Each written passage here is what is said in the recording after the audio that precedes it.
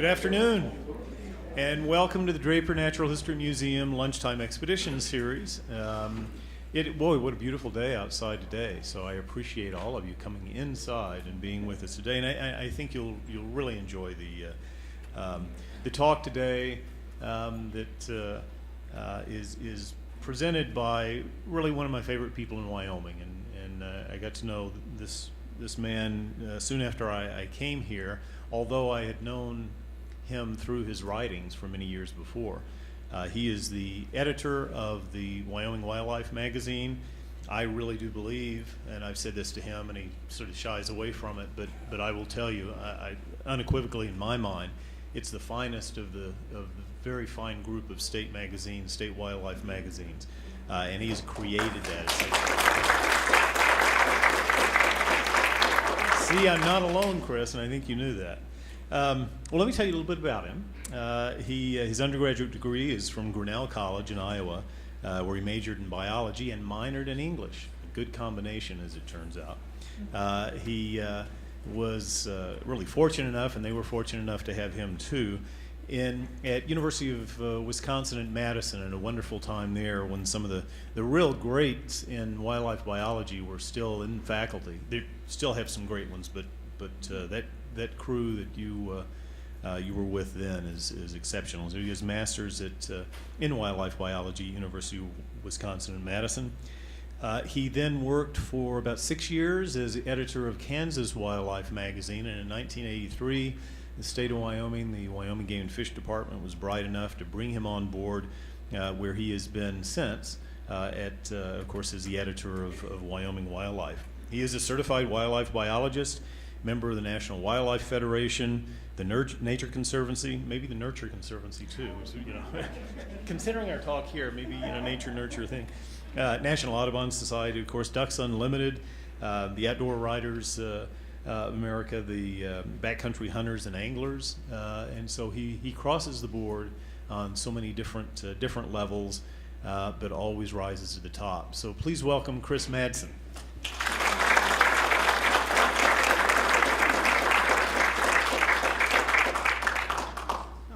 Thank you so much for that warm welcome. I didn't know there were going to be readers here, and it's just so heartwarming to make that connection.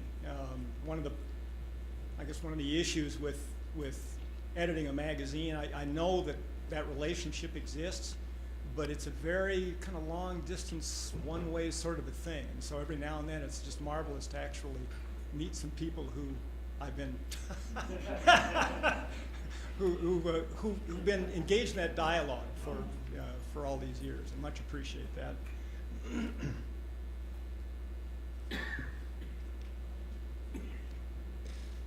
I brought a few pictures, but you'll indulge me if it's mostly words. That is kind of my trade, and I honestly don't trust myself to speak extemporaneously. But I do appreciate the invitation, and my deepest thanks to Dr. Preston and the Buffalo Bill Historical Center for the invitation to speak. This series of lectures, I think, exemplifies the great work this institution has done and the expansion that's occurred since the first time I saw it in 1961. This is one of those rare places where science, art, culture, and philosophy intersect. I think there are critical discoveries to be made at that point of intersection, and I really applaud BBHC for being the catalyst for that kind of conversation. So, 6 months ago or so, I found myself in a hotel conference room with the blinds drawn and glasses and pitchers of water on the table, draped, of course, projector for PowerPoint presentations, flip charts, magic markers, this was clearly a place that had been set up for some deep thinking. 15 or 20 of us were sequestered behind the closed doors at that point, charged with plotting the future of a major conservation organization. And we were all contemplating a draft mission statement up on the screen. And while the endless wordsmithing went on, my attention was drawn to a phrase near the beginning, we have an opportunity, it said, to create a world in balance, a world where human needs do not come at the expense of nature. Okay, so I lingered for a moment over the notion of a world in balance, the quaint idea that in spite of the constant shifts in everything from incoming solar radiation to the orientation of the Earth's axis to the evolution of bacteria, that it might actually be possible to establish some sort of stasis on an entire planet.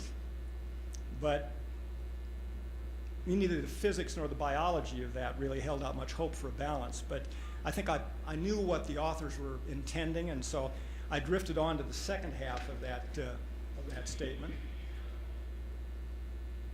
A world where human needs do not come at the expense of nature. Creeping around in the background of that statement, unexpressed but palpable, is one of modern man's most enduring prejudices, that somewhere in our rise to enlightenment, we transcended our animal lineage and became qualitatively different and distinctly better than the menagerie that surrounded us.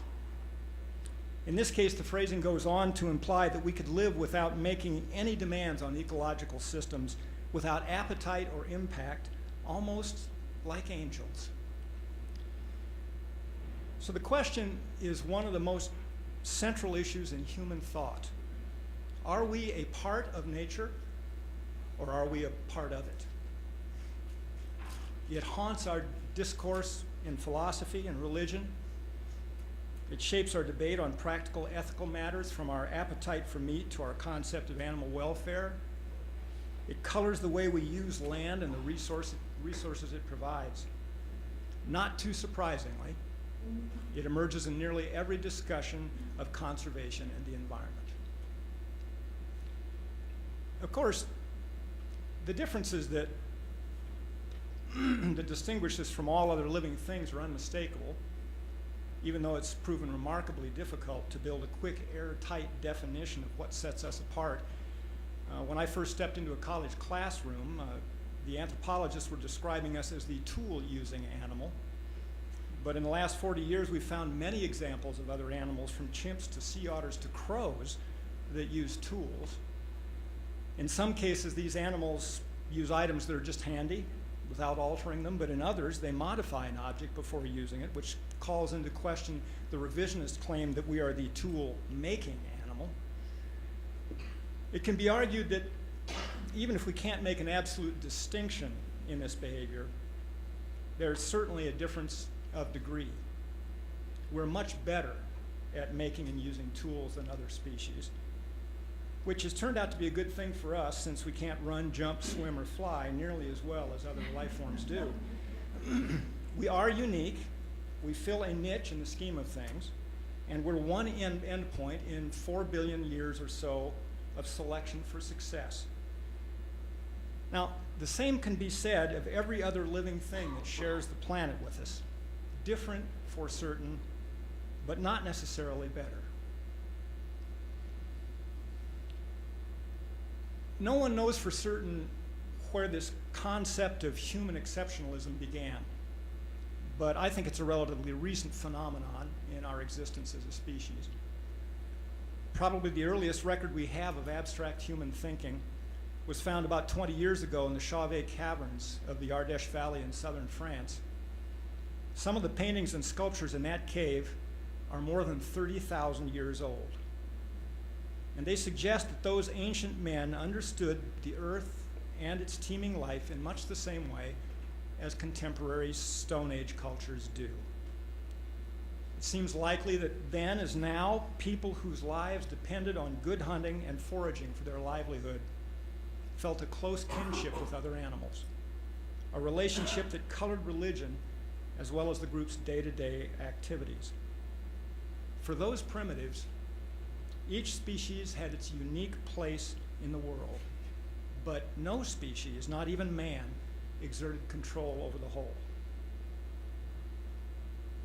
Now, many anthropologists have been interested in the observation that there are no strictly human figures among the paintings at Chauvet or the more recent cave paintings in places like Lascaux and Altamira. The occasional images that suggest humans have the heads of bison or horses. Archaeologists have speculated that these may be drawings of shamans or possibly illustrations of visions from trances. Either way, they leave the impression that the people of that time and culture felt an intimate relationship with the living things around them. They saw themselves as a part of nature. Now, I suspect that the shift in our attitude began with the domestication of key crops and animals some 13,000 years ago. It was a slow motion revolution that may have stretched over 4,000 years or more, and it left really no record beyond the melted remains of a few adobe huts, fragments of discarded tools, and the altered DNA in the organisms that led us into farming. At the beginning, our lives and fortunes were clearly shaped by the same forces that define success and failure for all the animals and plants around us. A severe drought or winter, an outbreak of disease, a shift in the constant push and shove between predator and prey, all sent immediate ripples through the populations that supported us and inevitably took their toll on each tiny group of wandering humans as well. By the end, we had created a domain that we thought we could control. The natural world beyond the fence was no longer a part of the universal brotherhood. It was a potential threat. We were estranged.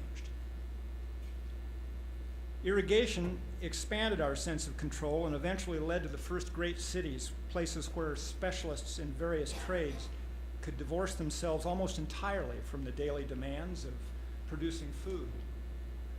The world's first written epic, Gilgamesh, includes the wild man Enkidu, here on the left holding the tail of the sacred bull of heaven. Enkidu, immensely powerful, drawing his strength from the wild world outside the control of the empire. Eventually, the emperor finds a way to domesticate this wild man and reduces him to the status of a slave, albeit a valued slave, who assists the monarch in a series of adventures. The story reminds me remarkably of the biblical expulsion from Eden, set down in cuneiform 2,500 years before the birth of Christ.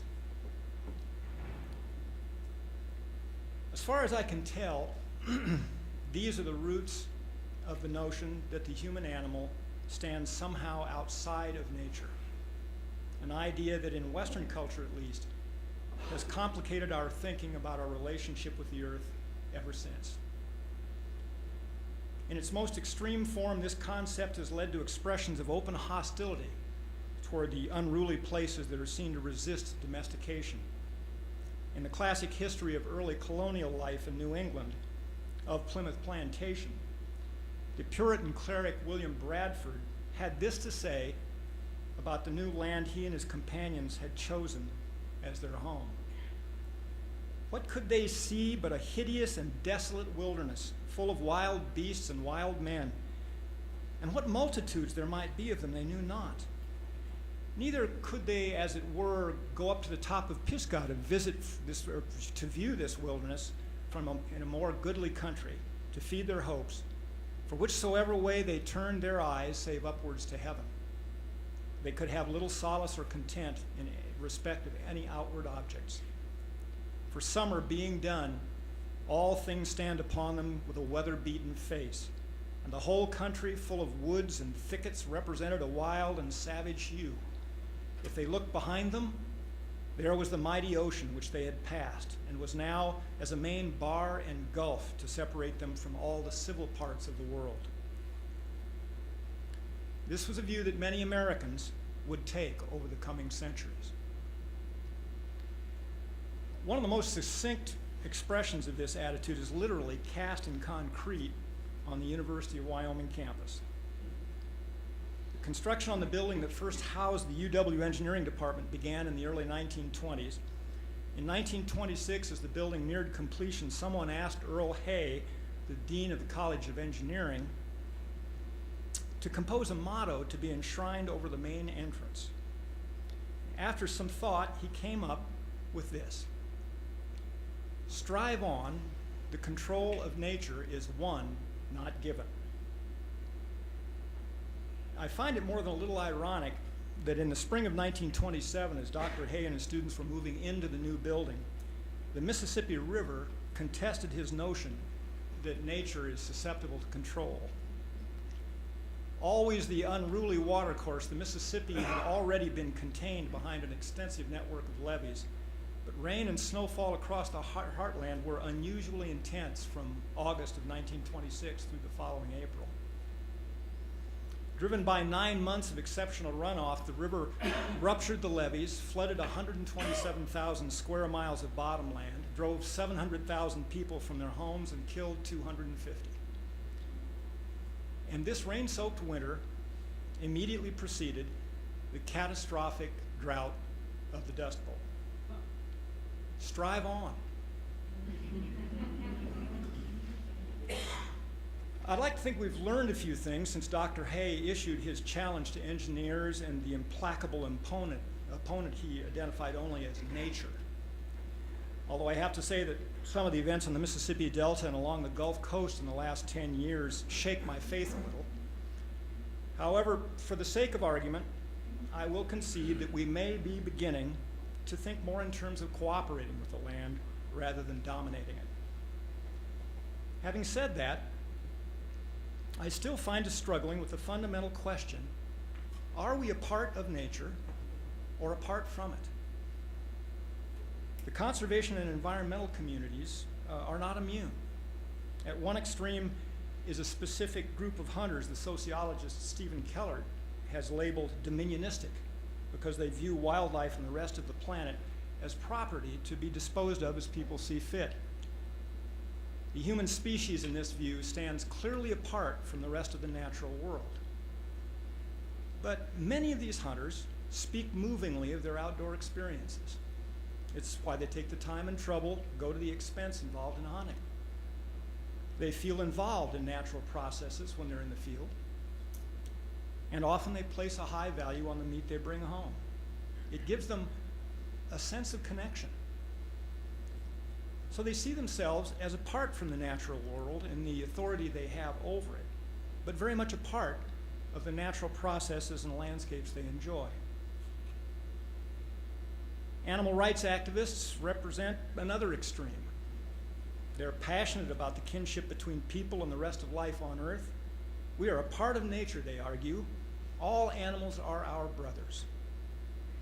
But they are morally repulsed by the idea that humans would participate in some of the most basic processes of the natural world, like eating meat and killing other animals to get it.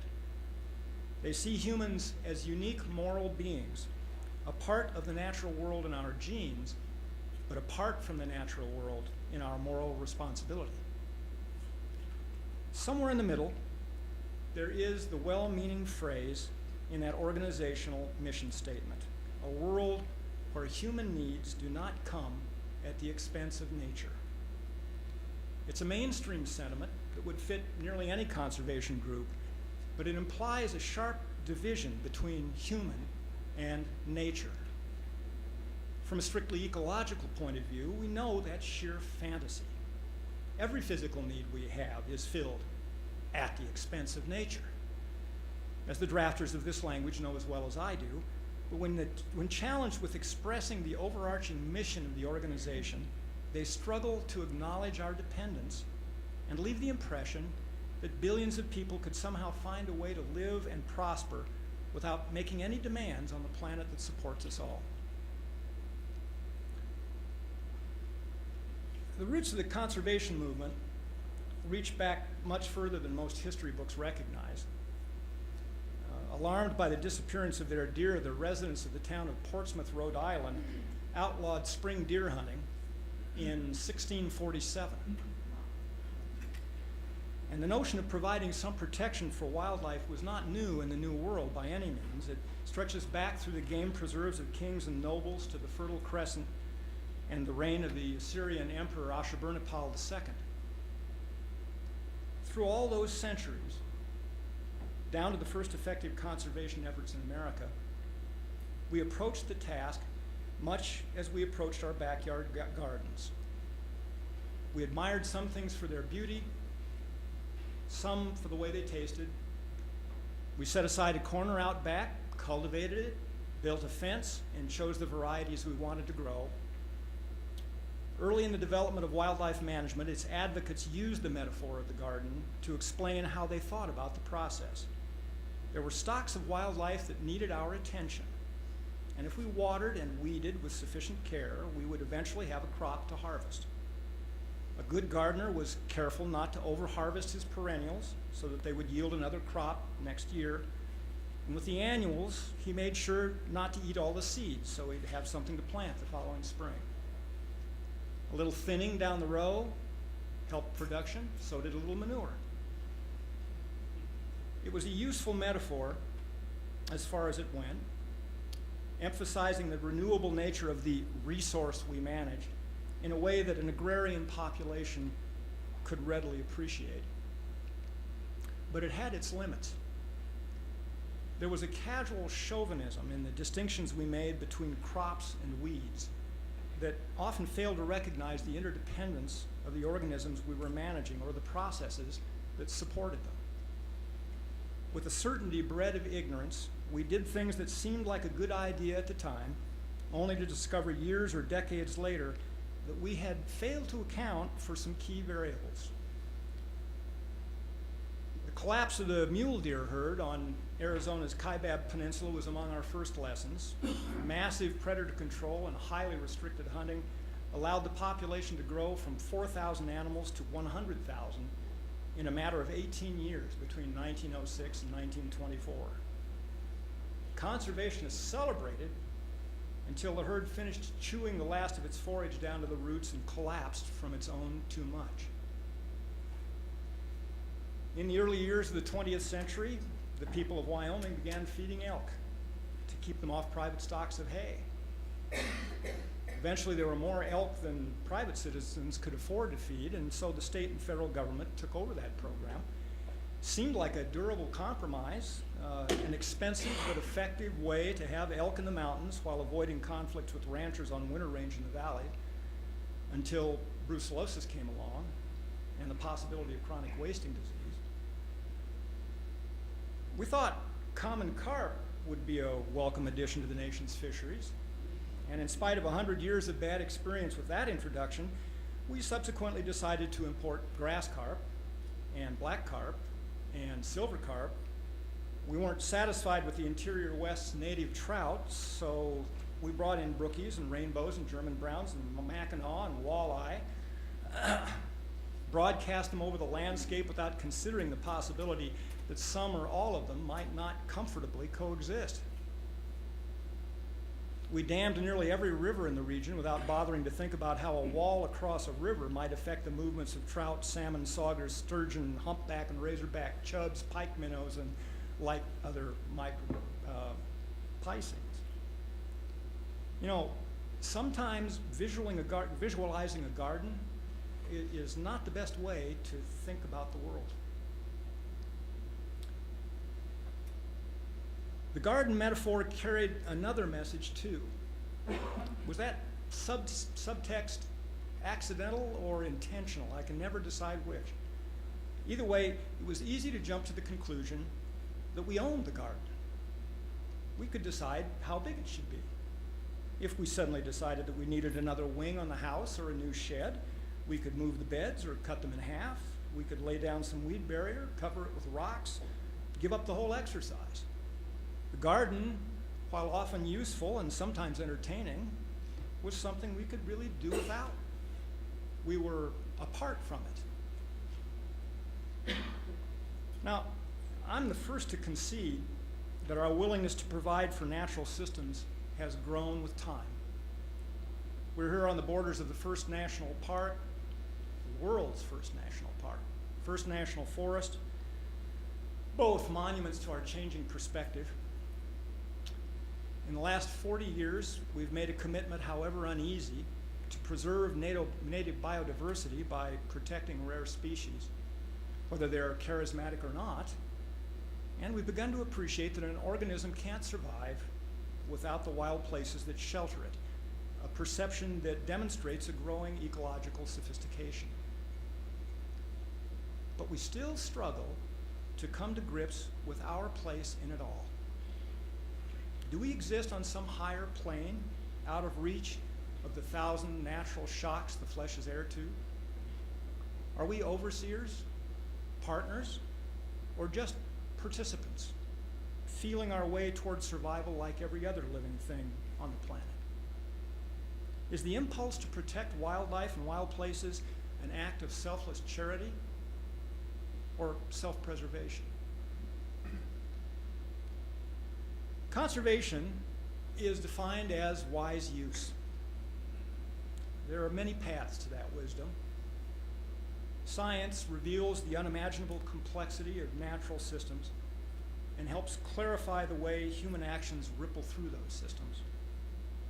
If we spent more time, money, effort on research, we would certainly have a better grasp of the challenges we face and the often unintended effects our decisions have.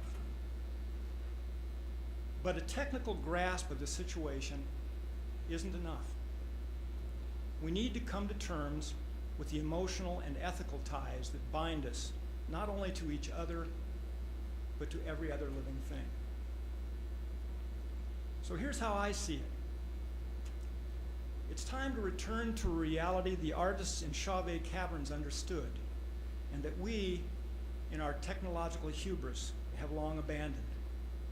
The human animal is a part of the natural world. Skin and bone, flesh and blood, right down to the last strand of DNA, we are creatures of the earth. We depend on it for food, water, shelter, raw materials, the very air we breathe. It shapes our conscious and unconscious, our minds and souls. It defines us. 60 years ago, the pioneer ecologist Aldo Leopold crystallized a lifetime of experience and thought into a slim volume of essays that were published after his death, the Sand County Almanac. He'd seen the consequences of land abuse from the delta of the Colorado River to the forests of the Alps, the effects not only on wildlife, but on people. His great contribution to human thought was the extension of the ethical concepts that color our interaction with each other to the concepts that color interaction with the world at large.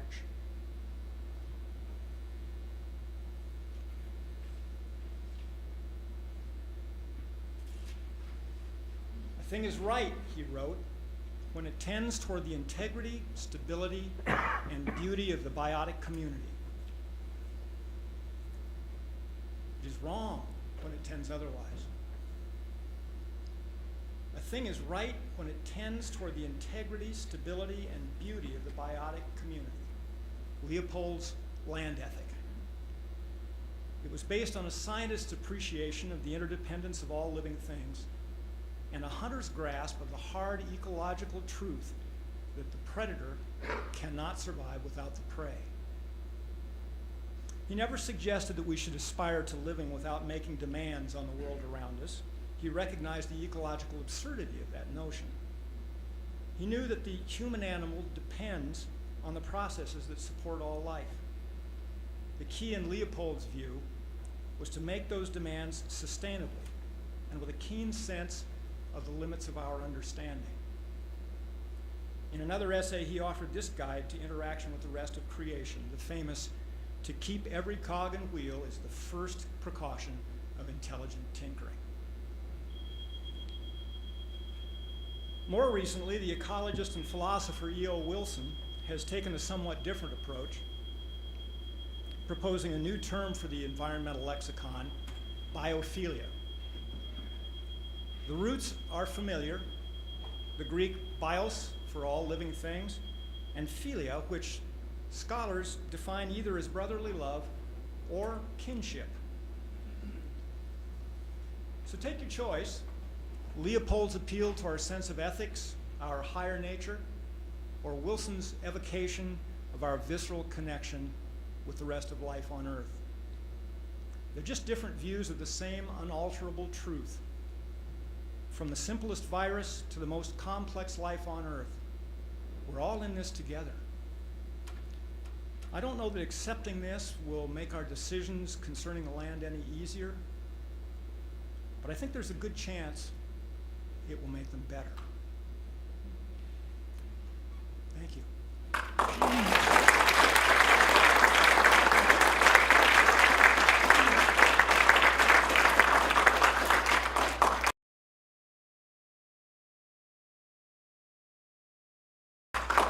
Well, I think Chris is willing. I suspect many of you have some questions.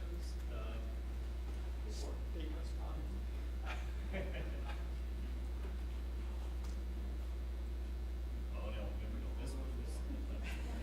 I don't know whether there's anything, it was either not enough offered there or way too much. I was thinking in terms of that first statement, to achieve stability, and although Leopold talked about, which is sort of a balance, it needs to be that not the needs of man take precedence over nature or our fellow companions on the journey, but that the wants of man don't take precedence over our fellow companions on the journey. No, I certainly couldn't argue with that. I do. So much of this shakes down not only technically but ethically to questions of population. And I find myself looking at some of the dictums that I find to be so compelling in this area, and I see that our capacity to respond sustainably and ethically, that capacity continues to narrow as there are more and more of us. One of my coworkers many years ago said something that was, I think, has always stuck with me, and that is, there's a finite amount of freedom on the planet Earth. How much each person has depends on how many you've got to divide it with. Chris, I'll ask you one thing. Are you more optimistic than pessimistic, or pessimistic than optimistic? Oh, well, we were talking about this over lunch, actually, and I admitted then that you need to bear in mind that a name like Madson, there's a Norwegian ancestry there, and that DNA carries with it a certain level of dark pessimism. But I got to say, and this is perverse, I am taking a little more comfort all the time at looking, strangely enough, at the empty part of the glass. A century or more ago, the United States woke up, not one morning, but over the course of 10 years or thereabouts, which is practically like one morning when you're talking about 100 million people spread over half a continent. Woke up one morning and decided that the way they'd been doing things was not workable. They not only looked at loss of things like passenger pigeons and bison, they were looking at major air and water pollution issues. The Peshtigo fire killed somewhere in the vicinity of 1,500 people in like 2 days at the same time as the Chicago fire happened. And was a result of rapacious timber harvest combined with with slash problems, things like that. Across the whole spectrum of issues, the late 19th, early 20th century American was seeing the handwriting on the wall. And one morning we woke up and said, we've got to change the way we do things. It took us quite a while to shake out all that entailed, but it happened. And so I look at what my Norwegian genes tell me is a deteriorating situation, generally speaking, right now. And some of the things I care most about deteriorating pretty rapidly. across a large range of issues, not only concerning wildland and wildlife, but fundamental environmental issues like clean air and clean water. And strangely enough, I take some encouragement from that. It seems as if we have to have a real challenge put in front of us. We need to have an emergency in order to respond. And I think we're working on that emergency. And as discouraging as that can sometimes be, I think it may very well end up crystallizing action again, moving another generation to doing the right thing. Sir? Mr. Madson, what are your thoughts on the bark beetle? On the bark beetle? Well, as you well know, the various bark beetles we've got, with the exception of the white pine blister rust that's hitting the white bark pine, every other every insect pathogen I know that's attacking, northern and central Rocky Mountain timber right now they're all natives. So this doesn't come as any particular shock to the forest, except in the context of weather patterns. And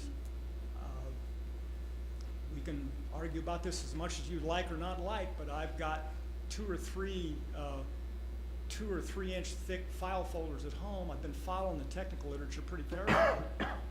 I think the bark beetles are one more indication that we're looking at a long time shift in climate.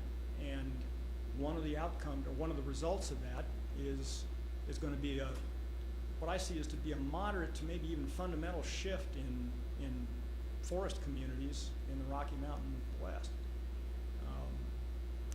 The technicians at the Forest Service down at the Rocky Mountain Research Station will talk glowingly about the new forest. They express great confidence that because of some of the details of the way lodgepole pine particularly responds to mountain pine beetle, as opposed to the way lodgepole responds to fire, that we may end up with a more uneven age stand, and because of that, we may also end up with a more species diverse stand. They express some optimism that we'll see more aspen on the landscape in the future, in the post-beetle future. I hope they are right.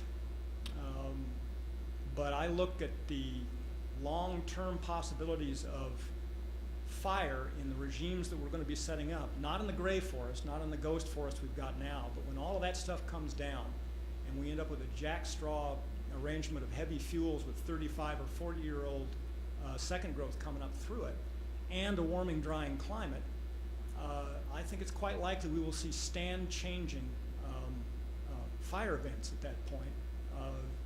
And so I'm afraid that a significant chunk of the new forest may look an awful lot like a cheatgrass disclimax. Maybe if we're lucky, it'll be a mountain shrub sagebrush system that pioneers into those areas. So on the one hand, we're dealing with mostly natives, and the effects that they're inflicting on the timber we've got right now are mostly familiar in the system.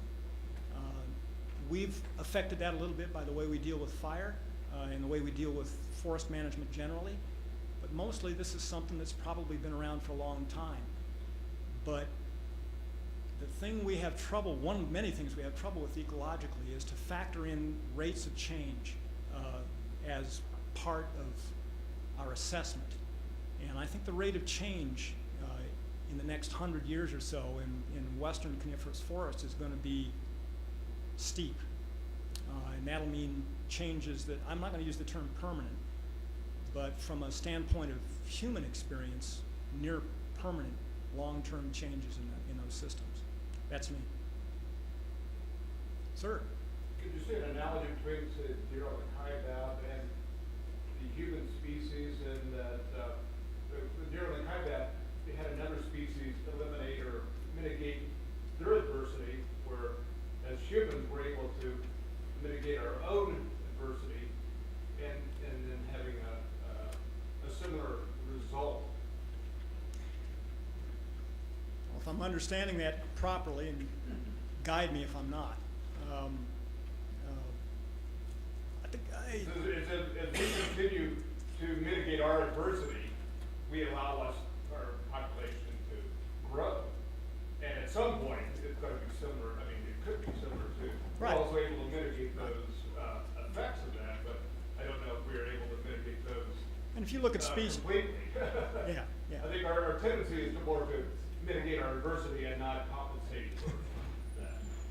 Yeah, I think the jury's still out on whether we're going to find long-term ways to seek sustainability. There are a fair number of species who do that with a variety of generally social interaction, territoriality, those kinds of things. Suppression of fecundity in lots of populations as population densities grow. There are lots of mechanisms, there are numbers of species out there that have mechanisms to damp population growth before they hit the glass ceiling. And then there are other populations and species that depend on what we call extrinsic mechanisms. I, for one, would rather not have my grandchildren or great-grandchildren face extrinsic mechanisms as a controlling factor. I certainly hope we find a way to act a little bit more like wolves with our population dynamics maybe, and not quite so much like kaibab mule deer. We were talking about this at lunch too. Bjorn Lomborg is the Danish observer, economics professor, and self-styled expert on climate. 10 years ago he was telling us there was no climate change. About 5 years ago he came out with another book saying, well, yeah, there really is climate change, but we can't do anything about it, so we'll just have to adapt. And it's a wonderful clinical word, adapt. It feels scientific and vaguely reassuring. I guess as my experience in the field and my reading in ecology and biology, I kind of know what adapt looks like. And for the survivors, the ones who remain, ain't it necessarily a bad thing. Adapt is great, but for the ones who get trimmed, not only is it you're not there anymore, but a lot of times the process of that trimming is not pleasant. So I hope we find intrinsic ways to adapt rather than waiting for extrinsic mechanisms to do it for us. We have time for one more question, maybe two more questions.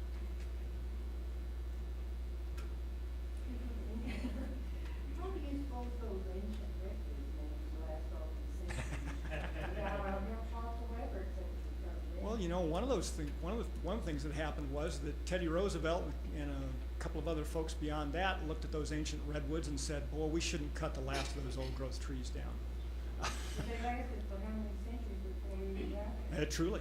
And there had to be a million different weather changes.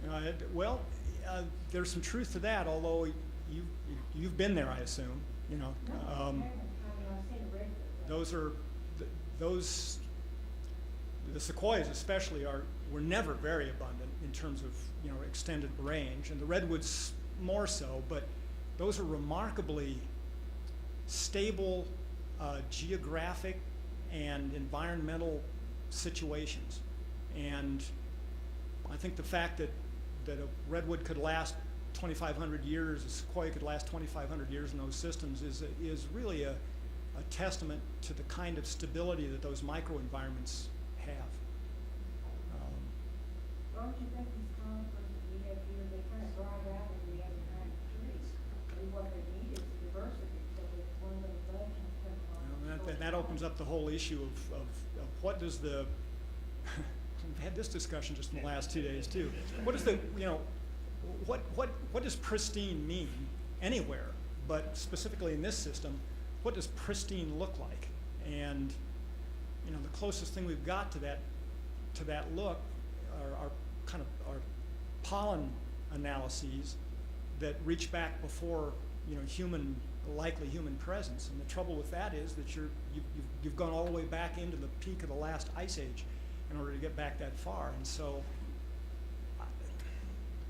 I think the argument's been made several times that finally we're going to have to come up with a vision of what we want some of these systems to look like, and maybe give up on the idea of pristine, just because it's so impossible for us to define what that is.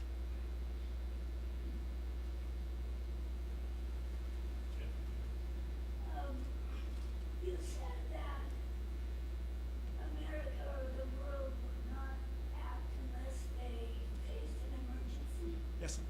And I was wondering what you think that emergency is, and do you really see it as an emergency? Or are we just kind of floating along? Well, I can, we can look worldwide at the likely demands of a stable, more or less stabilized human population between 9 and 10 billion, and we can get as esoteric as you'd like about how we can possibly find sustainability at those population levels and what the individual's quality of life is in those circumstances. Again, how much freedom are you going to have if you have to split it up that fine? In this region, I just wrote a thing that'll be coming out here, I hope off the press here in the next week and a half or 2 weeks, on something as crazy as pheasants. We feel like pheasants are a naturalized bird on the northern plains and in the Midwest. There's some real indications that we may be on the verge of being out of the pheasant business in the next 15 or 20 years, depending on what happens very soon with the conservation title of the Farm Bill. And as I was looking at those numbers, one of the things that struck me was that about the only place we're really raising pheasants anymore, and to a marked degree this goes for plain sharptails and prairie chickens as well, about the only place we have that is raising those birds in any numbers anymore are long-term set-asides under the Farm Bill. And now we're asking the question, there are a couple of different issues. We have the market forces of high commodity prices forcing a lot of acreage out of those retirement programs. And we're also, the House, the last time I looked at the bill, had reduced the cap for CRP from 39 million acres in 2009 to 24 million acres in their most recent proposal. Are we going to find the oomph to stand behind the programs like that to try to soften the increasingly intense land management regimes that we've got going on in farm country? Or are we going to kind of shrug and walk away?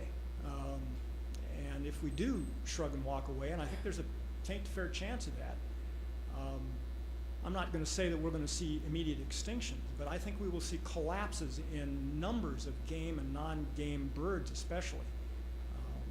And so those kinds of long-term trends, when you're looking at 60-year trends of grassland birds as a group, and you draw the linear regression line through those dots, and the slope is like this, and that's in the presence of things like CRP. Then you consider the possibility that we might step away from something like that. We could easily see and I would find that troubling. My Brittany Spaniel would find it troubling. Chris, thanks very much. I think the take-home message maybe is the good news and the bad news. The good news is that we, especially in this country, but I think in the world, but especially in this country, seem to really rise to a crisis and can accomplish amazing things, and we've done it in the past in this country regarding the environment. The bad news, of course, is that we may be heading towards some of those crises. So something to think about. Chris, thanks very much for the